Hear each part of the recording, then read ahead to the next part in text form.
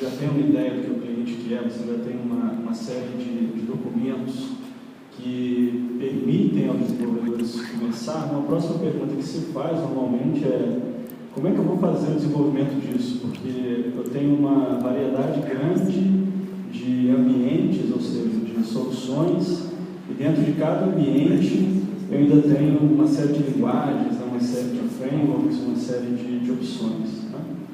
Usualmente o que a gente vê é que a empresa, na verdade, toma essa decisão antes de qualquer coisa, né? Na verdade, ela não conhece o cliente, então ela toma a decisão porque ela gosta da ferramenta, porque ela conhecia só aquela ferramenta e tal, e aí ela começa a vender aquilo. Tipo, parece o cliente, ela vai falar: não, o que eu tenho aqui é a melhor solução de todas. Né? Isso me lembra até um caso de um diplomata que eu conheci uma vez, que ele trabalhava na Organização dos Estados Americanos, ele representava o Brasil no comércio internacional. E aí lá, na época que ele trabalhava, o Brasil ainda não tinha aquelas embalagens Tetra Pak, que é aquela que você compra hoje o leite, compra o suco, né, vem tudo naquela embalagem. O suco de laranja brasileiro era vendido em lata de ferro. E aí ele tinha que ir lá na reunião e defender que o suco na lata de ferro era melhor. Ele falava que por causa do ferro era melhor para a saúde e tal. Não era nada. Mas a missão dele era defender o suco de laranja embalado na lata de ferro. Então as empresas vão, muitas vezes, para o cliente, né, falar: não, essa solução aqui é melhor e tal. Claro que muitas vezes as soluções têm as suas vantagens, elas vão atacar justamente esses pontos, mas nunca vão apresentar as desvantagens da solução que ela tem. Né? Então hoje, assim, nesse projeto a gente tem total liberdade para fazer a solução de acordo com a plataforma que a gente achar que é a mais adequada. Né? E hoje, sem dúvida, né, apesar do desenvolvimento para desktop ainda ter o seu lugar, seria enterrado falar que não existe, mas a gente vê cada vez mais, né, isso desaparecendo.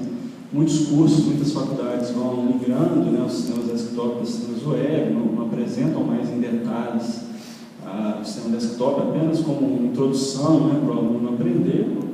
E o que a gente tem visto cada vez crescendo mais é o desenvolvimento para sistemas móveis. Né? Por quê?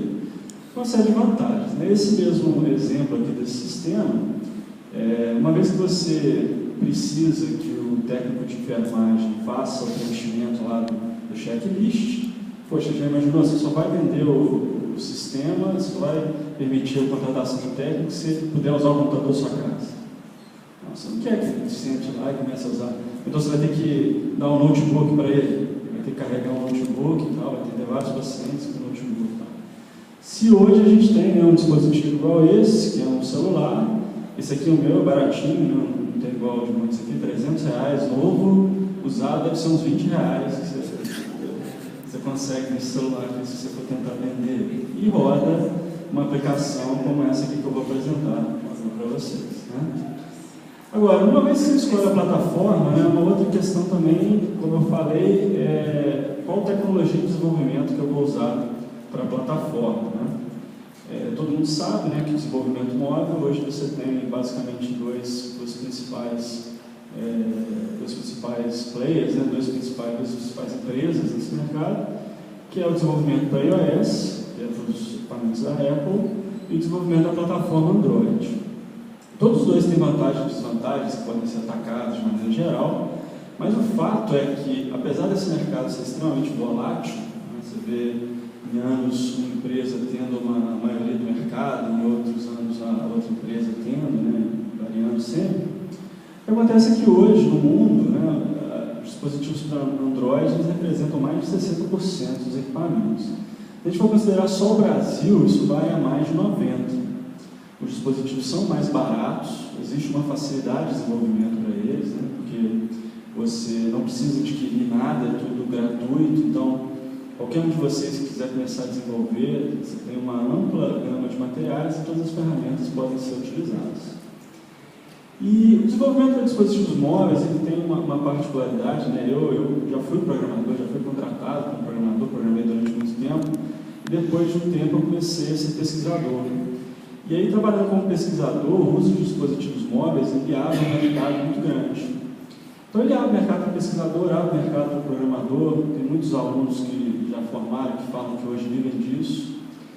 E é justamente essa questão que permite o desenvolvimento para dispositivos móveis. Muitas vezes ele está focado em um objetivo específico. O Tauler até falou, né, que muitos programadores fazem telas com requisitos que é de dar tab, você fica dando tab para mudar os campos. Mas isso acontece muito, principalmente nas grandes empresas. Quando a gente vê, muitas vezes, o desenvolvimento para dispositivo móvel, você vê o dispositivo fazendo pouca coisa, mas fazendo bem feito aquela pouca coisa que ele faz. Isso permite, né, que, às vezes, um desenvolvedor possa concorrer com uma empresa. Porque o que ele vai ter que fazer vai se atender àquela pequena expectativa do cliente. Então, você vê softwares, né, que, eventualmente, vão apenas bater uma foto e permitir publicar aquela foto. Só faz isso o software. E o software vale uma fortuna. Né? Você vai ver até softwares de comunicação que trocam mensagens um com o outro. Então, se você ver a complexidade desse software e for ver o sistema de estoque aí de uma grande empresa, você vai ver que o sistema de estoque é muito mais complicado de fazer, mas aquele ali tem uma funcionalidade X que destaca ele entre muitos outros. Tá? Então, assim, o interessante disso é claro que a Kátia depois vai falar da parte do desenvolvimento web, né, e a parte da web é bem legal também, e cada vez mais, né, você tem a possibilidade de fazer aplicações web que são muito parecidas com o desktop, então que é mais um contribui também para que você tenha essa substituição das soluções, que foi justamente o pensamento quando a gente começou a fazer a programação para esse sistema. Né? Então a gente pensou, não, vai ter uma parte móvel e vai ter a parte web, que ele vai atender completamente, não há necessidade de fazer a parte desktop também. Em relação ainda à parte web, é importante destacar que o uso do dispositivo móvel não é para acessar a interface web. Né? Por quê? Porque, apesar da gente, cada vez mais, o pessoal de redes aí gosta de estar conectado e de oferecer essa disponibilidade, a gente vê empresas aí, novas empresas a cada dia, que permitem que você contrate serviços de acesso à internet, por exemplo, a gente sabe que a gente vive desconectado. Muitas vezes a gente está aqui, por exemplo, agora, e se você quiser usar a internet, você tem dificuldades, ou você vai ter que fazer o uso pago desse acesso. Então, eventualmente, um técnico de enfermagem na casa do paciente, será que ele teria que ter acesso à rede do paciente para fazer o preenchimento da ficha? Né? A gente nem levantou uma questão que, se ele for para casa e preencher aqui no papel, ele pode se perder no meio do caminho e eventualmente pode dar uma série de problemas.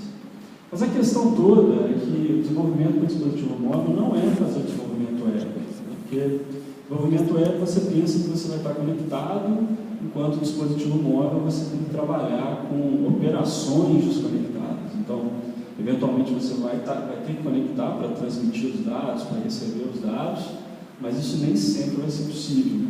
E quando isso não for possível, você tem que continuar a trabalhar. Porque se você não consegue trabalhar, então o seu dispositivo não está te ajudando na sua tarefa. Tá? Então, vou ligar aqui.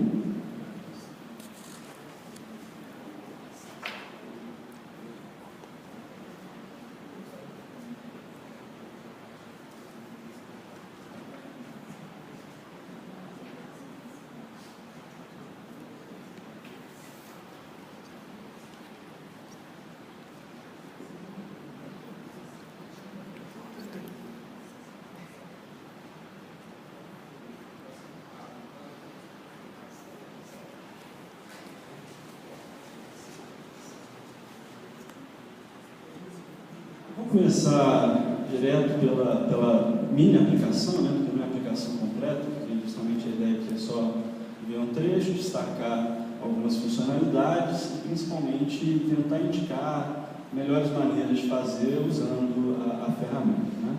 Esse aqui é um simulador, não é dos melhores, mas é um simulador que vem na plataforma.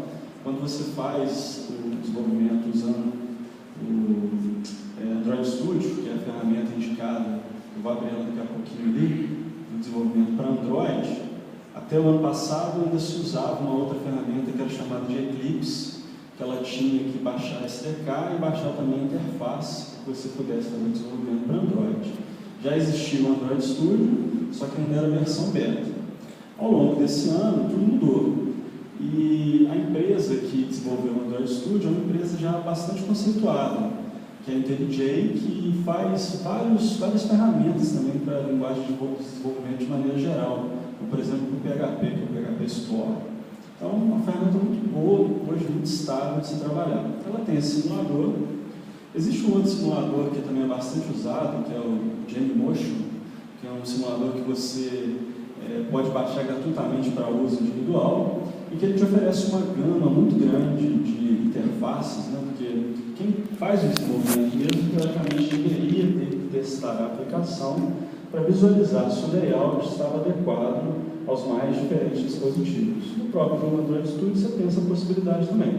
Só que no Genymotion ele te dá muito mais possibilidades e é uma ferramenta que funciona bem com máquinas que têm alguma restrição, porque se tem um problema essas ferramentas como um todo, é a necessidade de recursos que elas têm. Então você tem que ter uma máquina boa para trabalhar e não passar raiva, porque senão você vai passar um pouquinho de raiva, porque vai demorar e etc.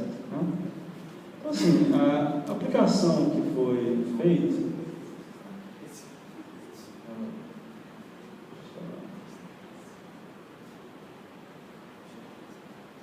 não abrir porque é de verdade, né?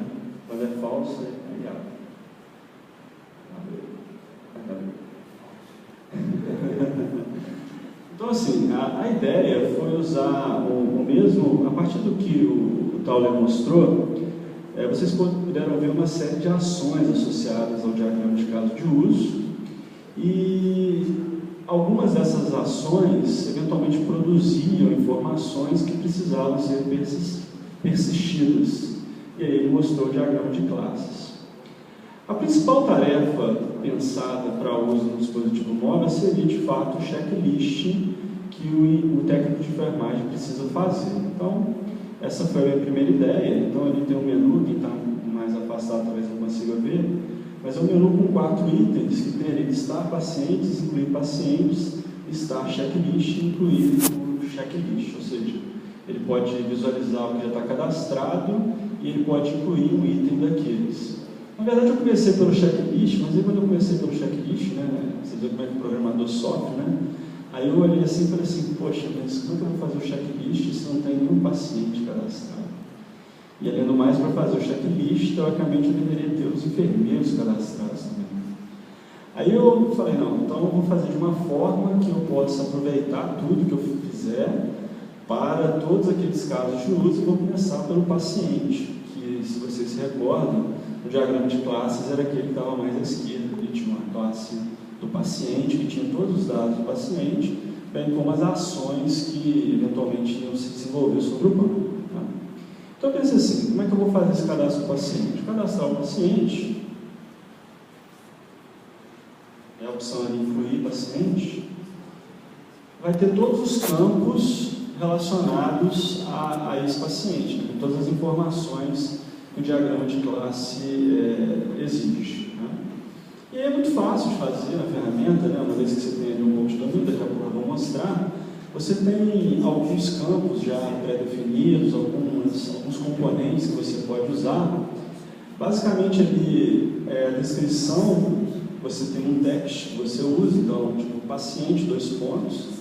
Depois você tem um edit text, que é onde quem for preencher vai fazer a descrição desse paciente, né? Colocar, por exemplo, o nome, o peso, vai colocar todos os dados para que esses dados sejam salvos dentro da sua base de dados. Né? Então, assim, basicamente os componentes ali são usados. Então, eu posso cadastrar um paciente, tipo, eu espero que você não precise nunca, Vitor, mas vou usar aqui, ó, você pode colocar o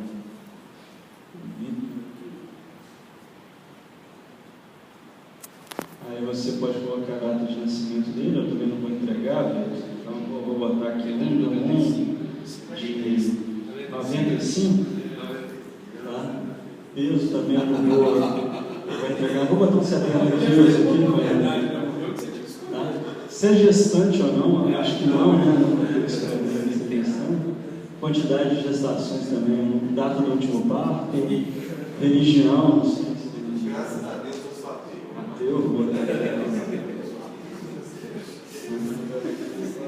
Então aqui reparem, né, que eu tento enxugar da melhor forma possível, né? Então ele fica Então, você aceita? Então, repare ali, por exemplo, onde aceita a transfusão de sangue, eu botei um botão que, se você clicar, fica sim, se você clicar, fica não. Enfim, e o botão ali de salvar, tem um do lado dele, já tem um de apagar, que nesse caso aqui ele está desabilitado porque eu estou fazendo um cadastro dele, então não tem como eu apagar alguma coisa que eu nem cadastrei, né? Aí eu clico no salvar, aí ele colocou uma mensagem ali que o novo registro foi inserido com sucesso. Se por um acaso tivesse dado alguma falha de integridade no banco, ele ia me dar ali um problema e não ia fazer o registro, ele voltou aqui na tela, né? Aí eu vou lá listar os pacientes, né? Aí eu vejo que já tem o Anderson, eu também estou cadastrado, e o Vitor, né? E aí isso aqui é um componente que é o mesmo componente que eu usei no menu, que é o List View. Então eu tento sempre economizar, até porque o Paulo me mandou o diagrama, eu vou entregar ele aqui, mandou 11 horas da noite de ontem. Então eu tive que fazer isso rápido, tem que ser econômico, né? Então eu vou usar o mesmo componente. À medida que novos pacientes fossem incluídos, eles iam sendo listados aqui. Para identificar o paciente, eu trouxe o nome dele e trouxe a data de nascimento. A data de nascimento eu botei menorzinho ali, porque justamente pode até ter homônimo, né? Mas o homônimo que nasceu no mesmo dia já é mais difícil. Se eu ainda tivesse alguma dúvida, eu ainda botaria o nome da mãe ali, mas aí o nome da mãe não estava nos requisitos, então acabei não botando, né? Mas se o Vitor de repente tiver uma iluminação, deixar de ser ateu, alguma coisa assim, eu clico aqui nele aqui, ó, aparece o cadastro dele. Repara que eu estou usando a mesma tela de cadastro, só que agora eu joguei para ela os dados que já eu peguei do banco de dados, porque esses dados já estão salvos no banco de dados do dispositivo. Tá? Aí ele apareceu ali quantidade de gestação zero, né, porque realmente ele não teve gestação. Deixa eu mudar aqui. Aí ele resolveu ser católico agora. Teve iluminação. E aí eu posso agora sim apagar esses dados, né? O Vitor não é mais meu cliente e tal, vou lá e apago, então eu posso salvar. Aí ele falou que foi realizado com sucesso. Se eu voltar lá no Vitor, teoricamente, ele já mudou lá. E agora o Vitor melhorou, não vai ser mais nosso cliente. Essa iluminação fez bem para a vida dele, talvez uma promessa, em nome de Jesus. A gente vai lá e aí a gente pode apagar ele aqui. Aí registro incluído com sucesso. Desculpa, faltei incluir aqui. Vou listar o paciente. Aí você vê que o Vitor já deu baixo lá do nosso cadastro de paciente, já não existe mais. Tá? E aí, voltando aqui à tela inicial, repara que o mesmo menu que foi feito, aquele ali é o mesmo componente, que é o List View, que lista todos os pacientes, que depois vai ser usado para listar o checklist, depois vai ser usado para listar os enfermeiros. Eu também já coloquei ele no menu, e aí o desenvolvimento também fica naquele copiar e colar, que você pode usar no dispositivo de uma tela para outra, você pega uma série de propriedades e consegue fazer as suas operações mais rápidas. Se não fosse isso, eu não conseguiria estar apresentando isso aqui para vocês, porque tem uma série de detalhes, ali, principalmente tela, que aí você gasta um tempinho a mais, porque você tem que expor as telas, etc., fazer um layout melhorzinho, né? O checklist ali, ele ainda não está pronto, né? Só tem a tela. Se eu clicar aqui em listar checklist, ele me abre a tela. Eu não coloquei um componente, nem eu incluí checklist, até porque para eu fazer isso aqui, eu vou precisar fazer abaixo dos enfermeiros para poder fazer uma associação com a outra. Quando isso aqui estiver pronto, o que você faz? Você faz uma tela de login, uma solução é essa, né? E aí, de acordo com o papel que eu logar ali, aí eu vou ter determinada visão do sistema.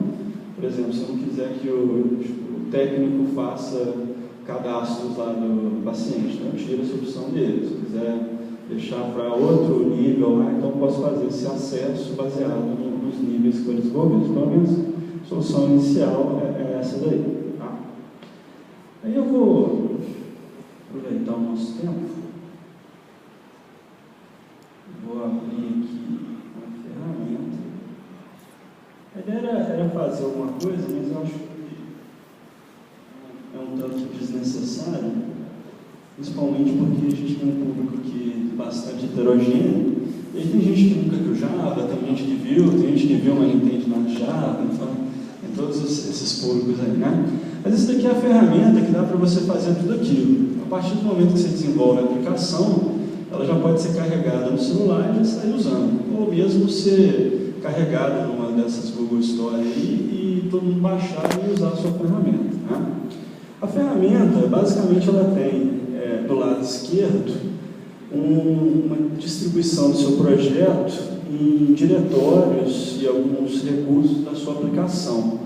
Do lado direito ali é o seu código, onde você vai trabalhar, vai especificamente fazer a sua implementação. E ela te dá mais algumas facilidades, né? Um depurador, ela te dá também um acesso ao dispositivo, né? Isso até eu queria mostrar para vocês, né? Vocês viram que a aplicação está rodando lá. Como eu falei, a parte do banco de dados, né, principalmente para a aplicação poder rodar de forma desconectada, ela existe no próprio celular. Então, no meu celular, eu vou ter um banco de dados. É claro que se eu pensar que eu vou ter vários usuários desse sistema, e esses usuários eventualmente vão estar fazendo aquele checklist, né, uma hora eu vou ter que consolidar todos esses dados. Isso até depois vai ter que virar um caso de uso, né, onde eu vou ter que pedir para sincronizar.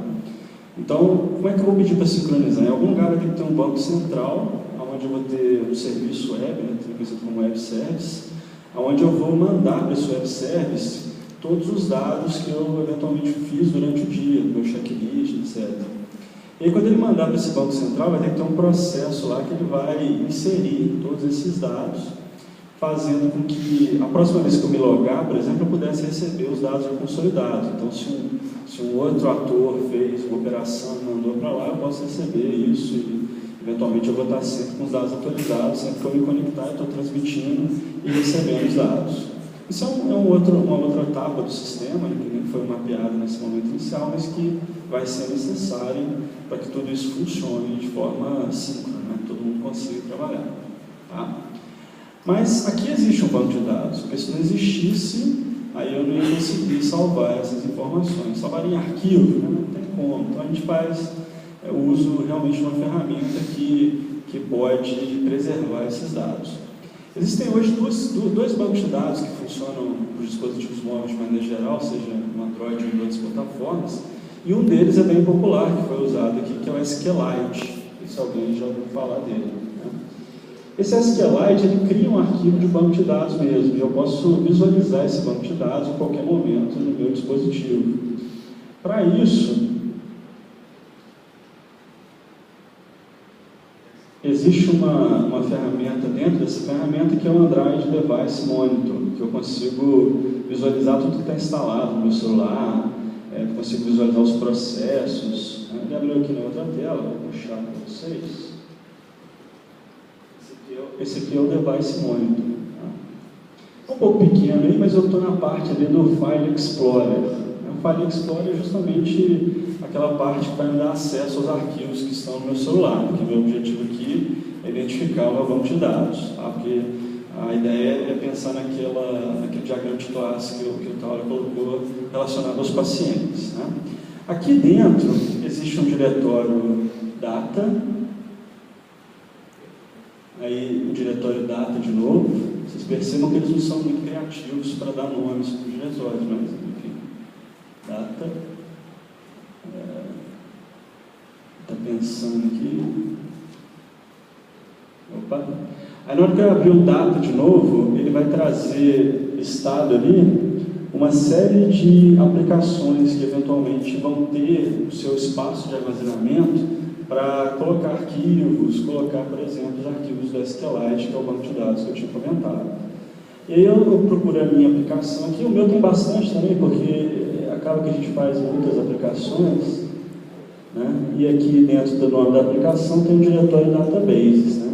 Aí tem um banco de dados ali, para quem não está conseguindo enxergar, deve ser quase todo mundo, chamado Integrar. Tá? Aí esse integrar, eu posso pegar aquilo ali e copiar na minha área de trabalho, por exemplo, e dar uma olhada para ver como é que ele está. Né? Eu já tinha copiado, e vou abri-lo aqui para vocês. Aí existem outras ferramentas, né? Como por exemplo o SQLite Browser, que você pode baixar e colocar no seu computador, para que você possa eventualmente editar esse banco de dados. Então você pode pegar lá, ver quais tabelas, ver se está inserindo direito e tal. Então eu vou O meu aqui já está aberto, então eu já tinha baixado ele, né? Claro que não está exatamente com os mesmos dados, mas aqui é a ferramenta aqui sendo apresentada sobre a base de dados, mas com dados diferentes. Antes que eu estava fazendo teste 1, teste 2 e tal. Claro que para a apresentação coloquei os nomes mais bonitos, tipo o meu, Vitor. Né? E ali dá para ver em cima, né, que tem exatamente aqueles campos que o Tauler mostrou, né, que é o código do paciente, o nome do paciente, data de nascimento, peso, gestação, quantidade de gestação, data do último parto, religião e etc. Né? Existem alguns problemas que a gente acaba enfrentando, né, mas isso acontece com qualquer um. Quando você pega um banco de dados, aí você, e aí, que tipo que eu uso aqui nesse campo? Né? O programador é difícil a vida dele, tem uma série de decisões que ele tem que tomar. Aí por que eu falo isso? Né? Porque, por exemplo, esse SQLite, ele não tem formato data. Talvez isso nem seja bom, né? Porque você tem menos decisão para tomar, mas no final das contas acaba atrapalhando. Então, ou é texto, ou é int, ou é float. Então, eu tomei algumas decisões, tipo, se ali estava perguntando se já teve gestação ou não. Então, eu botei 0 ou 1. Eu vou trabalhar com binário aqui, fica mais fácil. Aí eu converto o que o cara digitou lá para 0 ou para 1. E eu tive que me preocupar depois, numa fase posterior, quando eu for exportar isso para um banco de dados geral. E eu vou ter que fazer essa conversão. Vou ter que fazer uma tabelinha, né? Tem até um método de fazer isso, você vai fazer um XML para converter, mas dá para fazer. Tá? Pois bem. Bom, essa aqui é a parte standalone, né? A parte assim que já está pronta, mas aí você tem realmente o código para fazer isso aí. E aí, para fazer esse código, quando você implementa uma base de dados que você vai armazenar, normalmente durante a modelagem a gente pensa em orientação a objeto. Aí você vai fazer lá, você faz uma classe. É um nome bonito, né? Aí quando você vai passar para o armazenamento propriamente dito, os bancos de dados que a gente tem assim, mais populares são bancos de dados relacionais, que normalmente não tem um conceito exatamente igual às classes que a gente mantém, por exemplo, na UML, ou quando a gente faz a orientação a objeto. Algumas estratégias já existem para você fazer esse mapeamento quase que de forma automática de uma classe para dados relacionais, sem que você eventualmente tenha que mexer na codificação SQL. Uma delas, que é bem popular, é o tal do Hibernate. Não sei se alguém já ouviu falar do Hibernate aqui. Hibernate você usa umas notações associadas à classe e ele converte aquilo, claro que não pode ser toda a classe, tem alguns detalhes e tal, mas ele consegue converter. Por exemplo, quando eu criar a classe, ele dá um insert no banco de dados. Quando eu mandar destruir a classe, ele vai lá e dá um delete no banco de dados. Então ele faz esse mapeamento para mim. Só que o Android não tem nada que faça esse mapeamento, porque ele considera que para ele isso seria demais e tal, então não tem. Pelo menos o SQLite não oferece essa solução. Então a solução melhor que a gente tenta empregar é uma solução onde a gente mantém o código do banco de dados dentro de uma classe e aí oferece para as outras classes aqueles métodos que aparecem no diagrama de classes. Se vocês lembrarem lá do exemplo, né, ele tinha lá cadastrar paciente, e aqui tem um método aqui, tem um método aqui cadastrar paciente, tem um método aqui excluir paciente, tem um método aqui alterar paciente. Claro que o que o cadastrar faz? Insere o paciente, o excluir, apaga o paciente. Então eu segui mais ou menos, né, para não ser mandado embora, porque senão o programador não vai embora, fez lá o que estava previsto na documentação. Então eu coloquei os métodos que ele fez. E essa classe normalmente tem um nome que é a DO, que é a classe que vai permitir o acesso aos métodos previstos no diagrama de classes e ao mesmo tempo vai ficar todo aquele código, que é o código relacional dentro dessa classe. Então ali dentro, por exemplo, tem um drop table aqui, tem aquela tabela de paciente é criada ali, eu tenho create table paciente, tem aqui para baixo, quando eu preciso do método consultar paciente, tem o select, que são comandos que são dados para o banco de dados relacional para ele fazer as operações que ele tem que fazer. Né? No mais, uma vez que está montado toda essa estrutura, né, o que eu vou precisar é documentar esses métodos para que, eventualmente, até um outro programador possa ir lá e fazer o acesso a esses métodos para fazer as operações sobre o banco de dados. Né? Feito isso, teoricamente, você passa a parte de construir as suas telas para que, em momentos específicos, você faça as chamadas a essa classe. Né? Quando você desenvolve para Android, essa parte da construção de tela, normalmente ela está relacionada a um conceito chamado de atividade. O que é uma atividade? Uma atividade é cada uma daquelas telas que a gente constrói. Por isso que eu falo que quando a gente consegue reusar uma tela, eu deixo de fazer uma atividade nova. Se eu deixei de fazer uma atividade nova, foi menos trabalho que eu fiz e menos custo de manutenção depois. Porque se eu tenho mais telas, então, obviamente, eu posso ter mais erros, posso ter que depois, se eu disser, vou mudar isso aqui, eu tenho que mudar em mais de uma tela, então, tenta enxugar ao máximo isso daí. Se a gente lembrar da aplicação, como é que a aplicação funcionava, ela tem esse menu principal, que você repara que toda hora eu volto para esse menu principal. Então, ela é a minha atividade principal. A partir dela, eu vou chamar todas as outras atividades que vão fazer aquelas operações.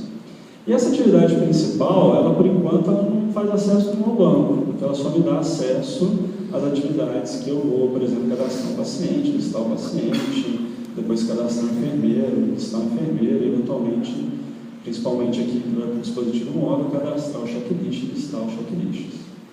Repara também que, fazendo a listagem, eu já estou fazendo uma pesquisa no meu banco, então eu já estou usando aquele item para trazer os dados do banco. Essa pesquisa ela poderia ser provida de fatores, por exemplo, eu quero trazer os pacientes pelo nome, quero trazer os pacientes por data de nascimento, tudo isso eu posso fazer, mas nesse primeiro momento não foi pago para mim essa tarefa. Ele falou só assim, eu quero cadastrar um paciente. Você vê lá que o diagrama, o caso de uso, ele mostrava exatamente uma ação bem simples. Então, eu considero cadastrar um paciente é mostrar os pacientes que já existem para que você possa editar ele ou apagar, e, eventualmente, para você cadastrar esses pacientes. Então, o nosso listar ali está relacionado a você selecionar um paciente para você editar os dados dele, modificar e apagar. E aí, o outro menu serve para você cadastrar um paciente novo. Então, eu tenho essa atividade e mais 4 atividades que foram usadas. Foi a do listar os pacientes, cadastrar os pacientes, listar o checklist e cadastrar o checklist, embora essas últimas duas ainda estejam sem componentes. Então, voltando aqui ao código, só para mostrar para vocês essa questão, aqui do meu lado esquerdo, onde está o mouse ali, eu tenho as classes Java. Toda vez que eu crio uma classe Java no Android, muitas vezes ela pode ser uma atividade. Mas repara ali que eu tenho mais classe do que atividade. Eu tenho ali a ADO e depois eu tenho 5 outras classes. Porque a ADO por si só não é uma atividade. As outras são atividades. E quando eu tenho a atividade normalmente ela é formada por 2 partes no Android. Uma parte que é o código mesmo Java, onde ele vai fazer as operações, e uma parte que é a parte do layout. Essa parte do layout ela fica distribuída numa outra parte do nosso código, que está aqui embaixo, ele está layout. Vou abrir uma delas aqui, justamente da tela principal, aquele main, E aí a gente nota ali que não tem mais um código procedural, mas é um código que a gente chama de declarativo. Os desenvolvedores dessa plataforma, embora isso possa parecer mais complicado, eles têm que entender que parte do código vai ser feita usando a linguagem Java, e aí é realmente a linguagem Java, com todas as suas construções e construções de bibliotecas adicionais que o Android oferece, e uma outra parte que vai ser uma parte declarativa, onde eu vou usar uma linguagem baseada em XML, que é uma linguagem bem parecida com marcações que você vê em outras linguagens, como por exemplo HTML. Então você vai ter tags que vão ter o significado daquilo que você está construindo. No caso daquela principal, eu criei um componente só, que é o list view, que ele vai mostrar aquelas opções de menu. Depois eu preenchi, através do código Java, o que esse list view vai me apresentar. Em outras telas, aqui está o list view da tela principal, como a tela do paciente, não essa, mas o cadastro. O cadastro do paciente, ele já é todo baseado em layout. Então você vê que a parte procedural dele é muito pouca. Olha só como é que fica grande. Todos aqueles campos que você tem que ser preenchidos com as informações do paciente ficam aqui nessa tela. Então o primeiro ali que eu coloquei, ó, ele tem uma parte de layout, que você fala como é que vai ser a disposição dos componentes na tela, que ele está chamado de linear layout. Depois eu coloquei um scroll view. Se eu não colocar o scroll view, né, vocês viram que os meus campos passaram do tamanho da tela. Aí eu não consigo descer aos campos que ficaram fora da tela. E isso é extremamente importante, porque eu não sei qual é o tamanho do dispositivo que ele vai usar. Aí depois começa, ó, text view. Text view vai dar informação do que ele tem que digitar. Não precisa entender o código inteiro só para saber o que cada um desses significa na tela, né?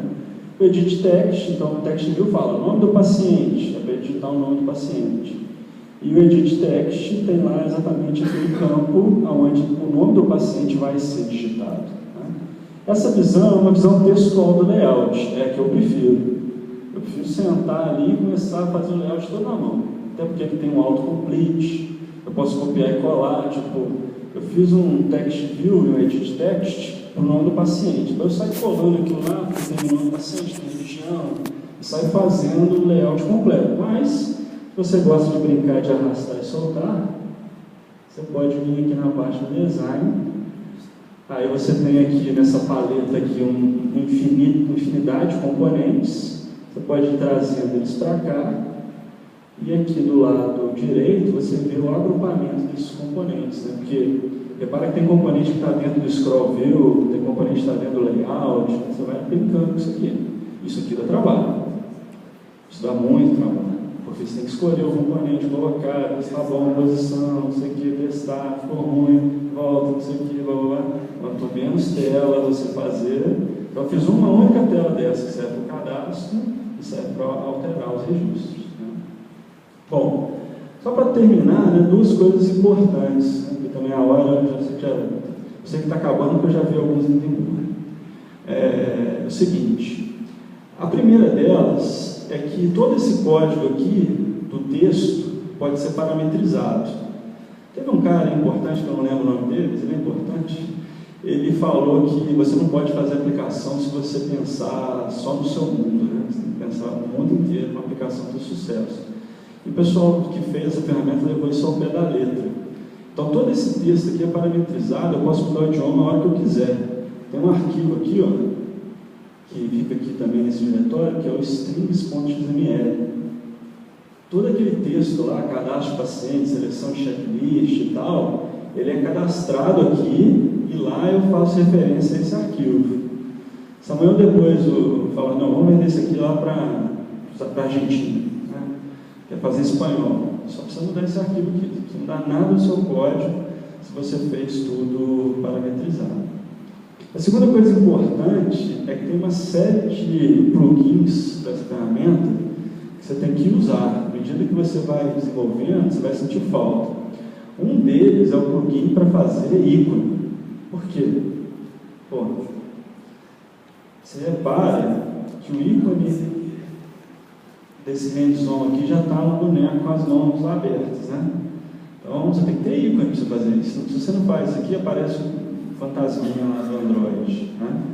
Esse menu também tem ali os ícones, eles estão pequenos, mas uma aplicação que dá muita diferença, que é o listar, incluir, listar checklist, incluir checklist, né?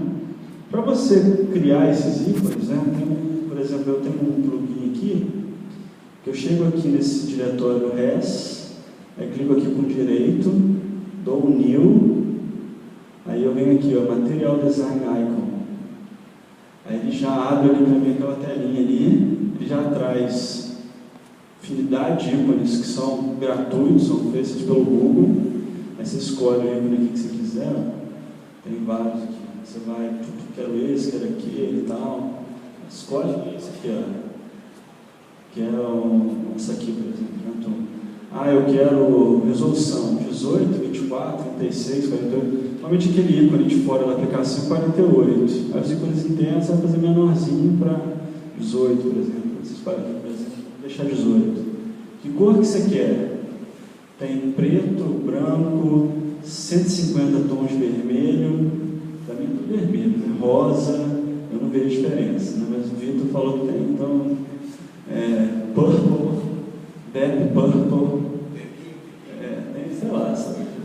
Tem muito aqui e tal. Aí você dá um ok, aí tem certeza que ele gerar? Tem, aí gerou, ok, cancela, tu dá um refresh aqui nesse reso, tem aqui no Synchronize. Aí ele colocou mais um aqui para mim, ó. E aí eu posso usar isso no código. O código, ele fica mais ou menos assim, é também legal. Por exemplo, aqui é o arquivo manifest que controla algumas configurações da aplicação, incluindo o ícone que eu estou usando, que é esse aqui, ó.